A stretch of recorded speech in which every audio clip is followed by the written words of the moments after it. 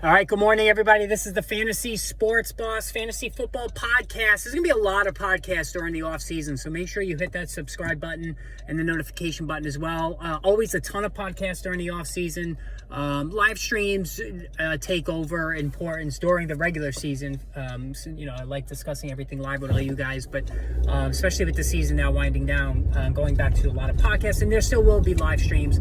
Also, guys, make sure you become a member if you're interested, because a lot of additional perks come with the show if you're a member as well. So use the join button on the homepage. So I wanted to, right now I'm actually driving to go see my pops for a post-Christmas event. So I figured I would jump on and talk with you guys and let you know how I did in my matchups yesterday, and also to discuss the three games that had a lot of importance fantasy football wise. Now, for me, it was a tale, and let me just set the stage. So, going into the week, I talked to you guys about how I was in this weird setup, and that in one league I owned Justin Jefferson and Isaiah Pacheco, and had Austin Eckler in my other league. The fact of the matter is that I was playing against Jefferson, Pacheco, and Eckler in my two semifinal matchups in fantasy. So I really had no idea how to even root for this to unfold. And really, when looking at it, the realization was I was probably going to wind up winning one and losing one based on that setup. And that's exactly what happened. But you're probably guessing that I lost the Friends and Family League and I won the work league that I've dominated the entire season as the number one seed. Well, the opposite happened. So, I mean, there's a lot to unwrap on this, and I know I always like to be transparent with all of you guys in terms of how I did and whatnot. It was frustrating. So let me set the stage on this. Going into last night, I had an 84% chance to win in my Friends and Family League, and we'll start with that league. It is a miracle that I'm even in the finals. And remember, I started 5-0 in this league, killing everybody. Justin Jefferson was my first round pick. I traded for CeeDee Lamb early in the season. I had Jalen Hurts as my third round pick. I went value at running back where I got James Conner, David Montgomery, and Pacheco. All three of these guys were killing it in the beginning of the season. Then the injuries hit. I lost Jefferson for 2 months. Montgomery got hurt. James Conner got hurt. I lost Mike Williams, who was my wide receiver 3, who dropped in the draft. I lost him for the season.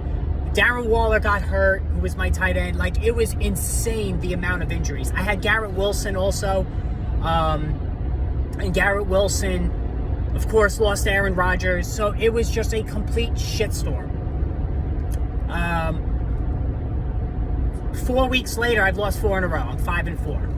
And then it spirals to losing 5 out of 6. Nothing can go right.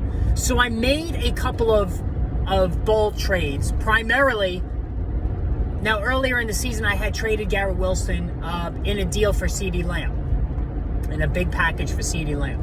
I reacquired Wilson and Lamar Jackson for Jalen Hurts. Now, giving up Hurts, everybody's like, what are you doing? That is an awful trade. Hurts is lighting it up. Lamar Jackson not doing anything. Gus Edwards is taking all these touchdowns. True. But I was so desperate for a win, and I needed a wide receiver, anybody, because I had literally nobody healthy. And I also was shrewd in that the guy that I got Jackson and Wilson from, I was playing the following week, and the Eagles were on a bye. And I don't think he realized it. He was an Eagles fan, too. I don't think he realized it, and so he didn't have Hurts when he played me, and I had Jackson to play him, and I beat him. And that win turned my season around, and I wound up running the table the rest of the season. And now, with help from Lamar Jackson last night, I'm in the finals of that league. I'm in the finals in that league. Now, I lost Pacheco to a concussion. That's troubling, but the guy that I'm playing in the finals lost TJ Hawkinson to a season-ending injury. So that's encouraging. Not that he got hurt. Let me rephrase that. But the fact that he loses a prime weapon. So I'm in the finals. Again, minor miracle that I got that far with that team. my work league, dominated all season. Absolutely dominated, despite the Aaron Jones fiasco that I dealt with the entire year. And this was a deeper league where there was not much available on waivers. I had a stacked receiver core. Amon-Ra St. Brown, A.J. Brown. I drafted Josh Allen in the 3rd round. All 3 of those picks were huge winners. All right? Midway through this season, I needed a tight end, a better tight end. I traded Rashee Rice, pre-emergence, and Javonte Williams for T.J. Hawkinson, and that trade was really working out for me because Hawkinson was killing it every week, and then Rice, of course, came on late. Javonte Williams has been a shell of his former self, but of course, Hawkinson goes out injured early, and that hurt. He plateaued at 9 points. My opponent, the week before, benched, I told you guys about this, benched Pat Mahomes for Brock Purdy. And he won. Well, this time he benched Purdy for Mahomes. And listen, salute. Purdy had 2 points, Mahomes 18. And it wasn't great for Mahomes either, but he got it done. And I lose. I lost by 9 points. And here's the kicker. Going into last night, right? Going into the Giants game, I'm down 5 points, and I got A.J. Brown, and he's got Brandon Ayuk. And I'm thinking to myself, all right, A.J. Brown, the Giants defense sucks, but it took A.J. Brown forever to get going. It took him well into the second half to even accrue useful points. All right, he had 1.7 at the half. He finished with 14 and change. Missed a touchdown by 2 yards. Frustrating outing for him. But here's the thing. Brandon Ayuk did nothing the first 3 quarters last night. He's sitting on 2.8 points going into the 4th quarter. Brock Purdy suffers a stinger. The Ravens are dominating. I actually went to bed because I had to get up early for this road trip. And I'm thinking to myself, all right, he's got to make up 6 points and change to beat me. The 49ers are doing nothing. Ravens are handing it to them. I already won my other league, but then, of course, I wake up this morning, I see Brandon Ayuk goes nuts in the 4th quarter. With 11 minutes to go, he still had 2.8 points. And then the rest of the way, he goes over a fucking 100 yards. So I lose. And you know what, though? That's fantasy. And I have to say, I would have been more pissed if I lost my Friends and Family League than I lost this one. The work league. That's just how it goes. I knew this matchup was trouble when I got in there, because the guy that I played this week, his team was stacked, but he dealt with a lot of injuries. He had Justin Jefferson, a lot of injuries this year, and just could not get himself right with injuries. But then he gets Jefferson back, and that changes the whole tenor of his team. And that's it. That's how it goes. And here's the troubling part too, is that me and this guy destroyed our point total, destroyed both guys in the semifinal of the other league. Come on, man.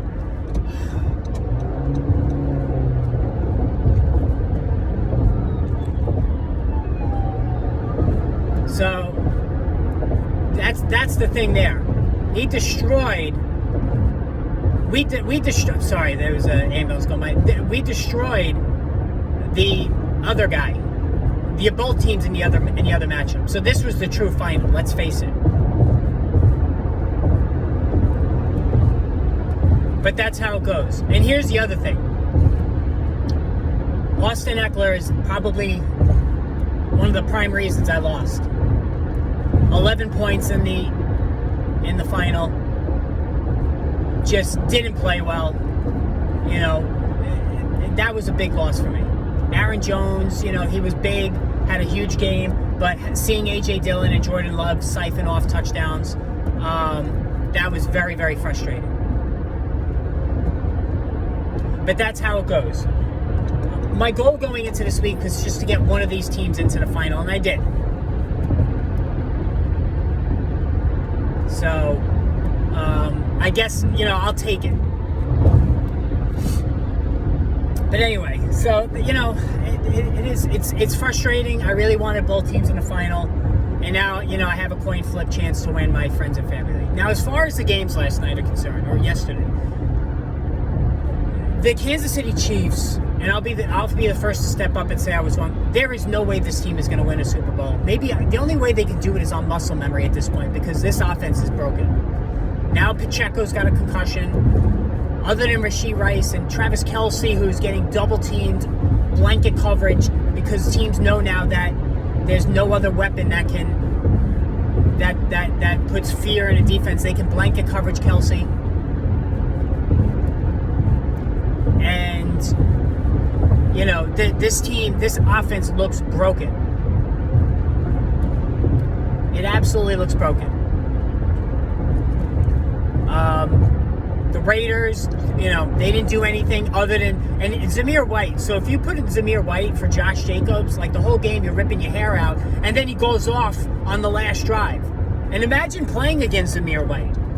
You think, all right, this guy's doing nothing. This game's over. And then he rips off, how many yards did he have on that last drive, right? I mean, it was insane.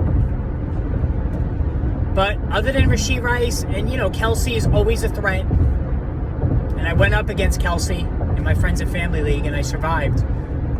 Kelce's one of those guys where when you play against him, and Christian McCaffrey's this way, and Jesus, Rachaad White has turned into this way, you just hope to survive. But this Chiefs offense is just not getting it done. And how about this? Davante Adams, for the second season in a row, did nothing. The second season in a row, nothing during the playoffs. It was awful. I mean, remember last season, Davante Adams went nuts the whole year with Derek Carr. The semifinals and the finals in fantasy, he does nothing.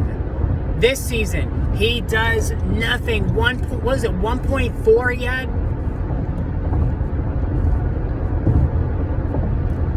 How about, DJ Moore, Stephon Diggs, right? Davante Adams, all these prime wide receiver, Jalen Waddle, all these prime wide receiver ones who did nothing.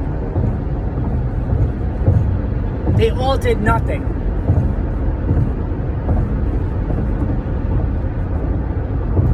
You ride these guys all season, and they do this in the fantasy football semifinals. Oh my God, how frustrating that had to be if you were an owner of any of these guys. Drake London.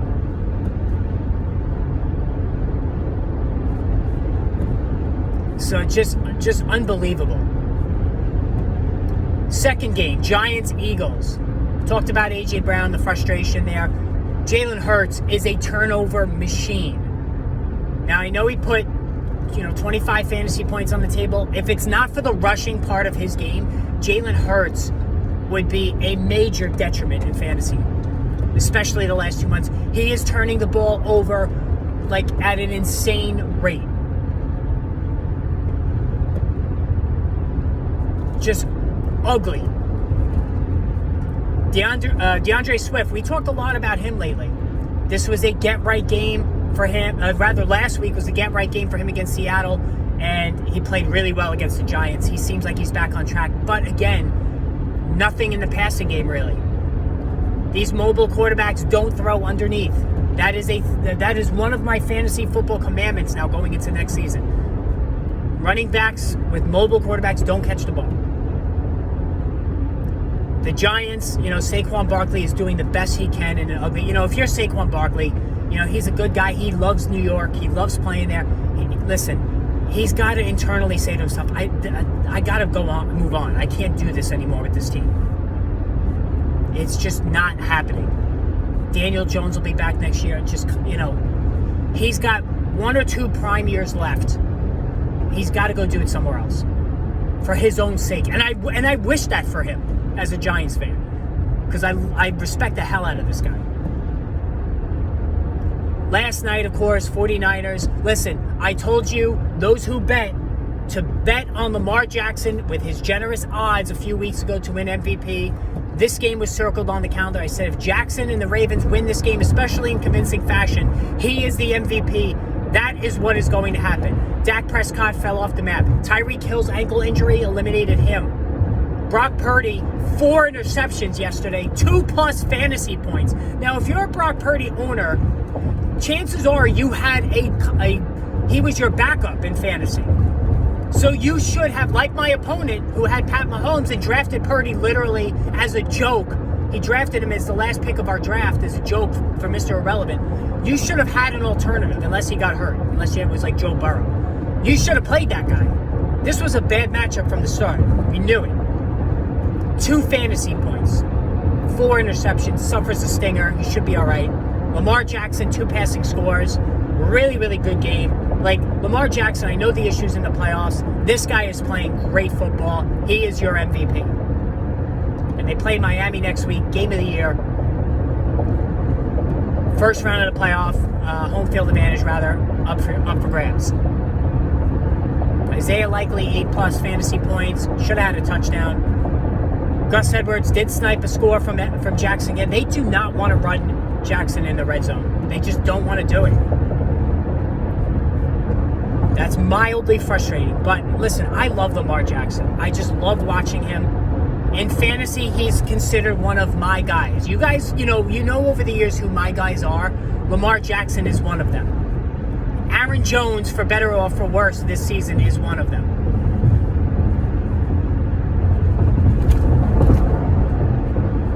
Like Aaron Jones, I suffered through those injuries this season. He is one of my guys.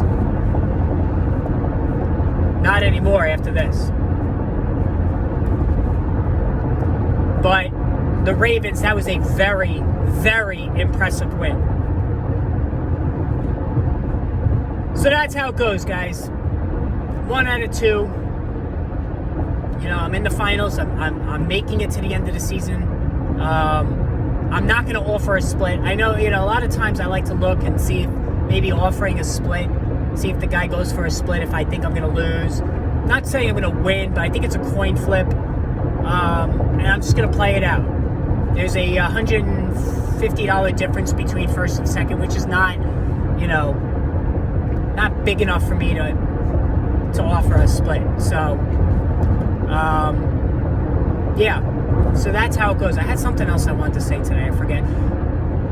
Speaking of the Giants, though, like I said about Saquon Barkley, the Giants also need to get a big receiver. I know they whiffed on Kenny Galladay. They need to get somebody that can catch the ball down the field. They need to do it. They need to get some, because Wan'Dale Robinson, they were trying to throw to him deep. It wasn't working late in the game. They benched Tommy Cutlets. By the way, it just goes to show you again how quickly things change in the NFL. Tommy Cutlets, the whole story is over. That was quick, right? But anyway, guys, so live stream later on today. I think I'm going to do a live stream today. The reason why I was pausing is, there was ambulance on the road, and there's a lot of... Be careful out there today, guys. If you're in the Northeast, it's really foggy. The roads are wet. Just be careful if you're going out today to visit anybody post-Christmas. But we're going to try to do a live stream later on today. And, I'm curious to see. I want to hear from you guys later on today about how you guys did. So until then, guys, hope you enjoyed the podcast. And I will speak with all of you soon. Probably look for the link for the notification to go up soon about when the live stream will be. All right, I'll talk to you soon.